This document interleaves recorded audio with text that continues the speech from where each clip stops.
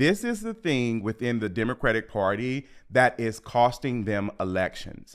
And if they do not figure it out, they will continue to lose even more in the future. Let's talk about it. Y'all already know what time it is. I got the Black Female Council.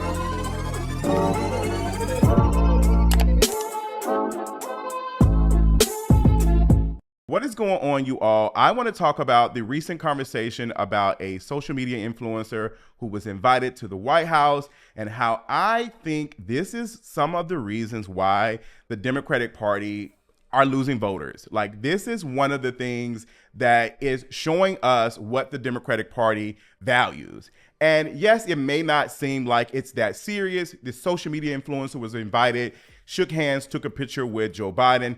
What does that mean? That doesn't mean much, because Joe Biden and other politicians take pictures with people all the time. Some people who they do know, some people who they don't know.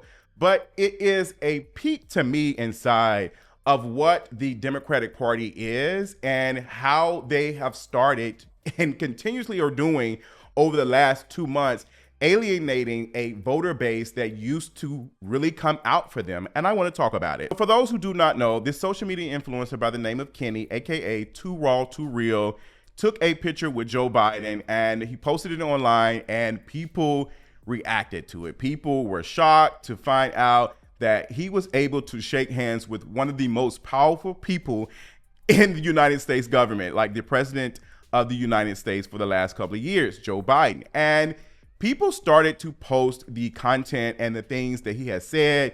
Come to find out, he was saying very derogatory things about female politicians, Rashida Tlaib, AOC. He even said some disturbing things about Bernie, who is a sitting senator. Like, he said some stuff that should not allow him to be close in the White House, even close to the White House. And people were, like I said, shocked to see that he was able to shake hands with Joe Biden, like take a picture with him.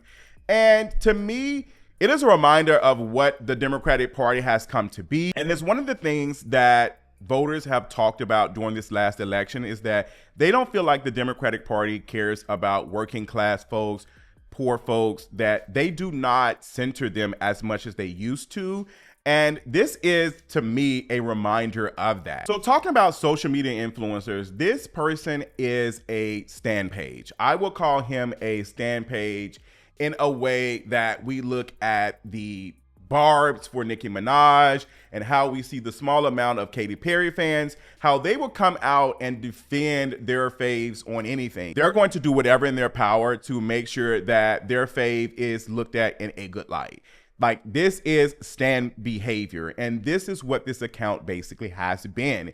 And people have started to think of this person as a journalist. Like, they believe that he is a journalist because he is on social media, he has a following, and he's in these spaces. So he must, he must have some type of journalist skill or something, because they wouldn't allow him to be around. And he isn't. He's actually a person who is taking stand behavior and now standing for politicians, which to me is a very dangerous thing. Like, standing period is already something. But when it comes to politicians, politicians are here to serve you and serve me, the people, us. They're out here to push agendas that are beneficial for us. So when you have a stand account that is standing politicians and is gaining a following and social capital off of that, they're invited in rooms to speak to these folks, and they're supposed to be, quote unquote, a representation of the general public, like us. But they're just stands, and they have no actual agenda besides just uplifting the politician or whoever it is that they support. That's it.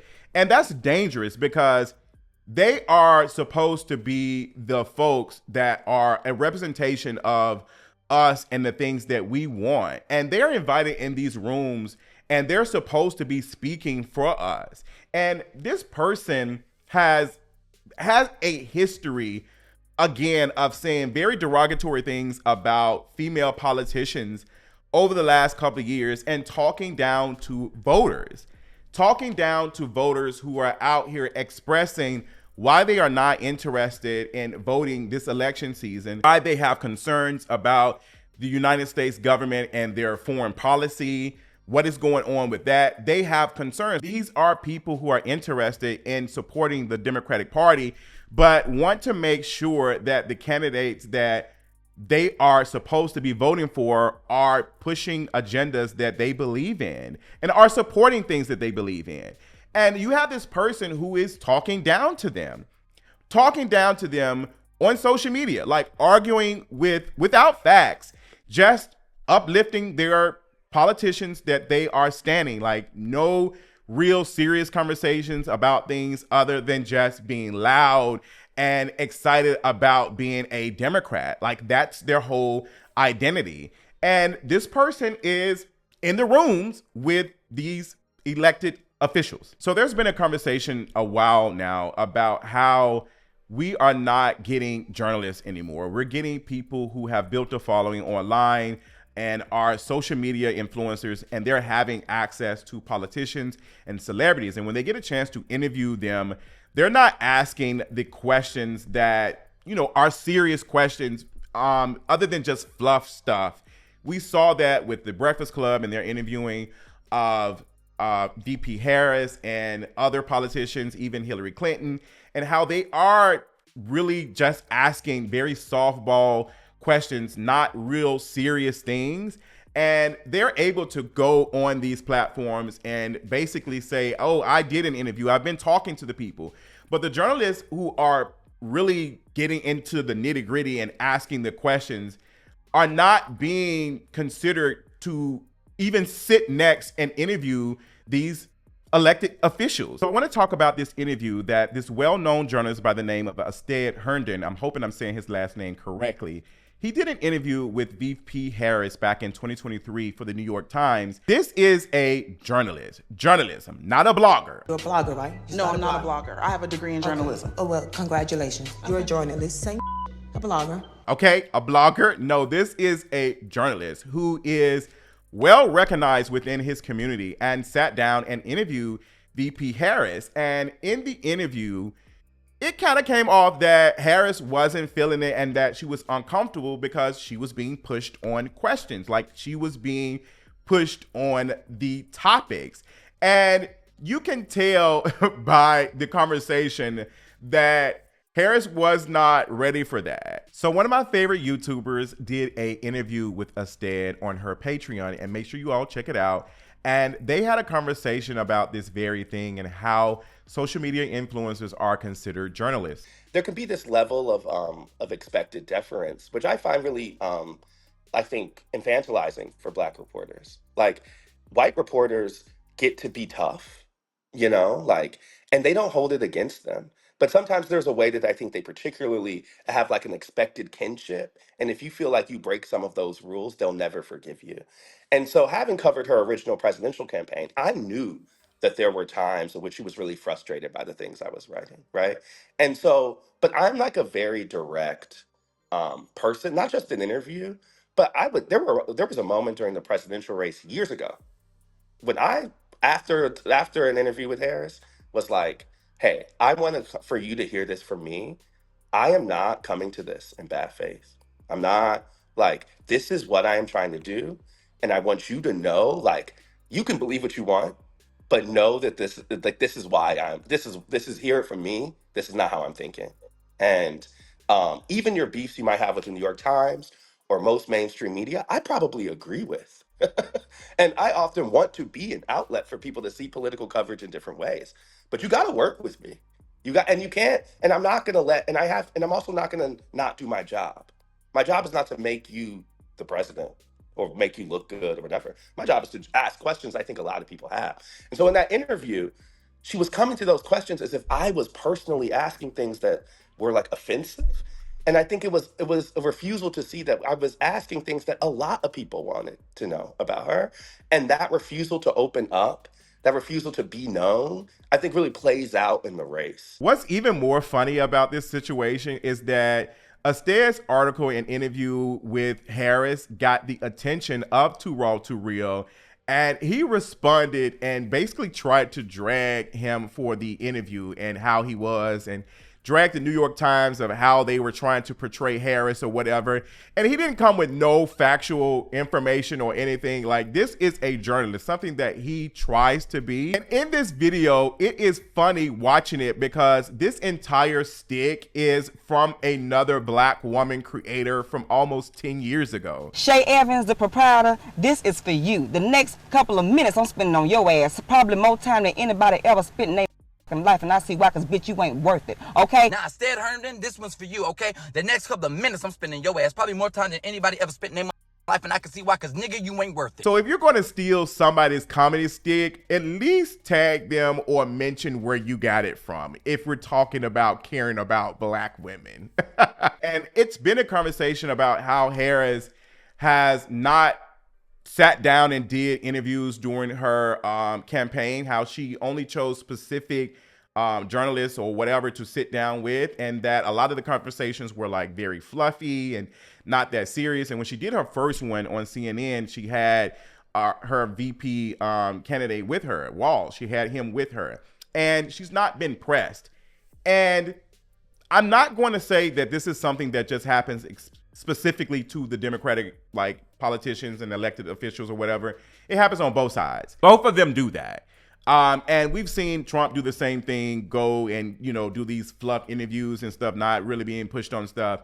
And it is dangerous because these politicians are not being in rooms with folks who are actually committed to getting to the conversation and what their agenda is. They're not out here doing well-researched, ready to talk about these things type of interviews. Like, they're doing like playful stuff. You even saw Harris, she didn't do a real interview to me. She called in and she had a conversation with Charlemagne, and she just basically talked about being the first president potentially that will be from a HBCU. Like, yeah, that's cute and all, but it's like, okay, what else is going on?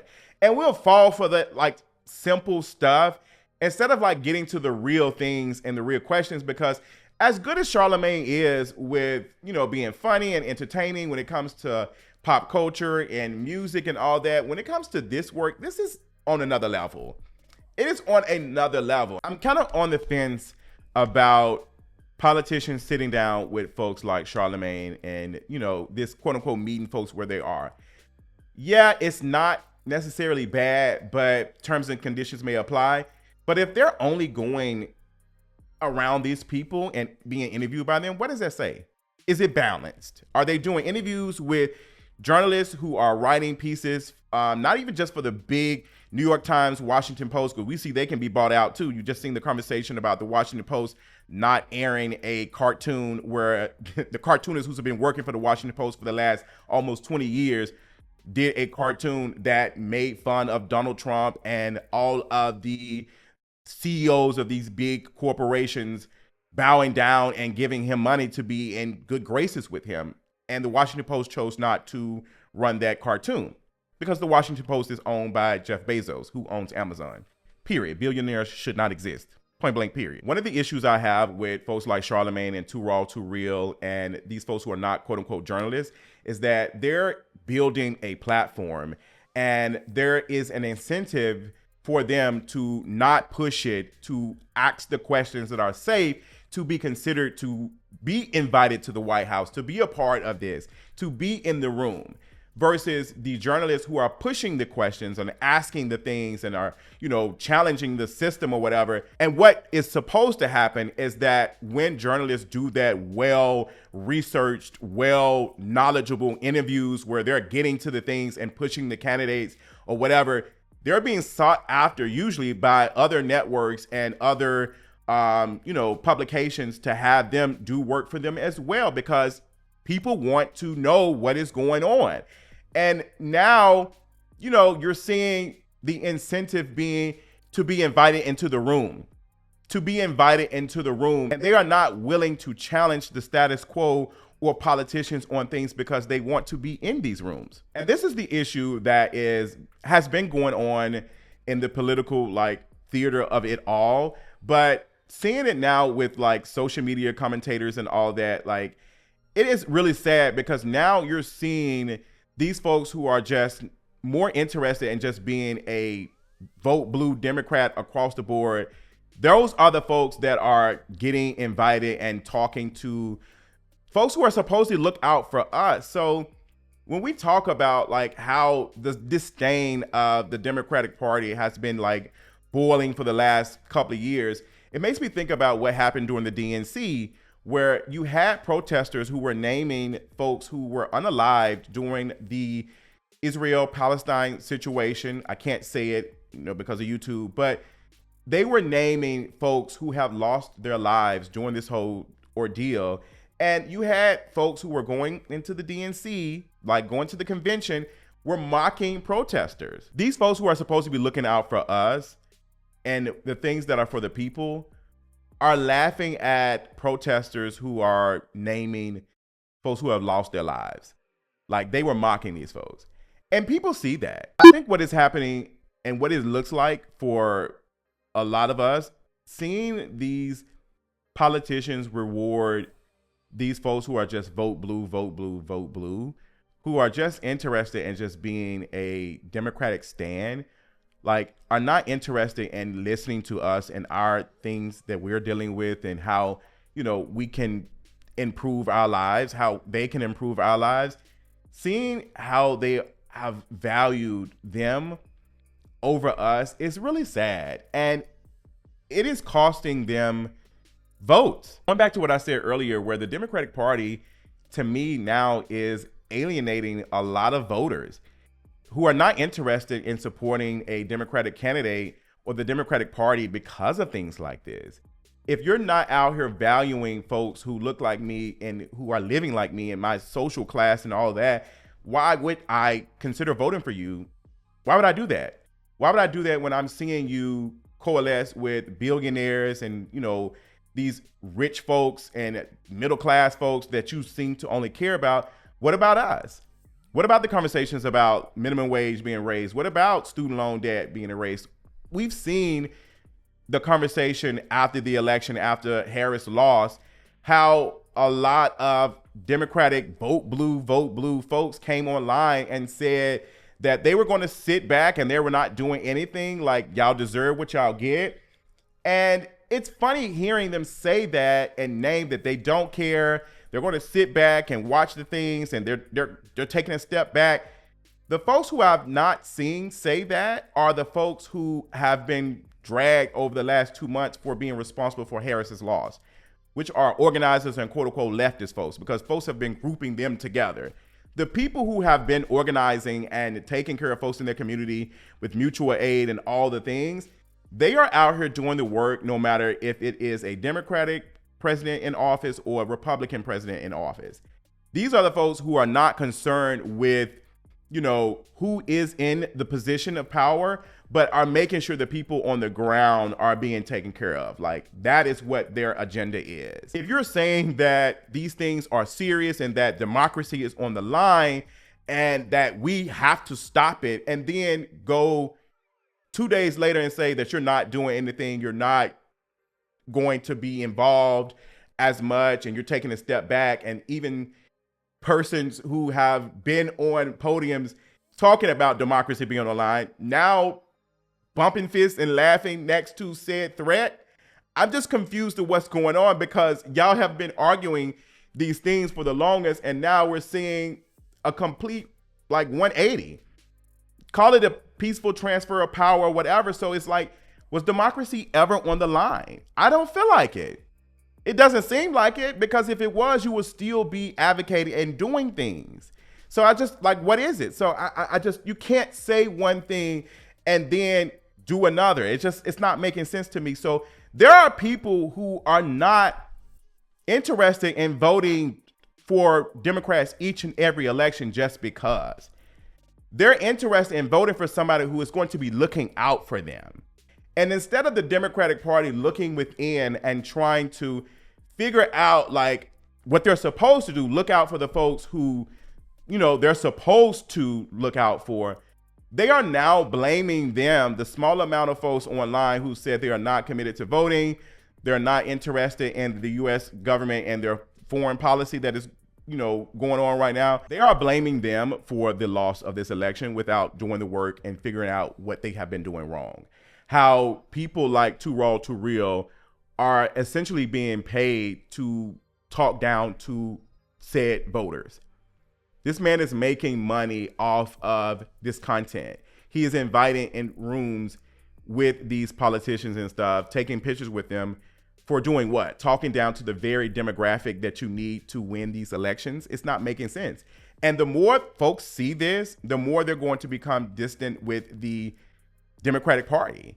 The more they're not interested in participating in this. And maybe the Democrats will take a look within to see why said voters are not interested in supporting them and really start to maybe push agendas that are beneficial for them. Those are my thoughts. Y'all let me know how y'all feel about it. Let me know in the comments. I know this was a lot, but I had to get it off my chest because seeing that picture, it was a lot. Let me know in the comments and I'll talk y'all later. Bye.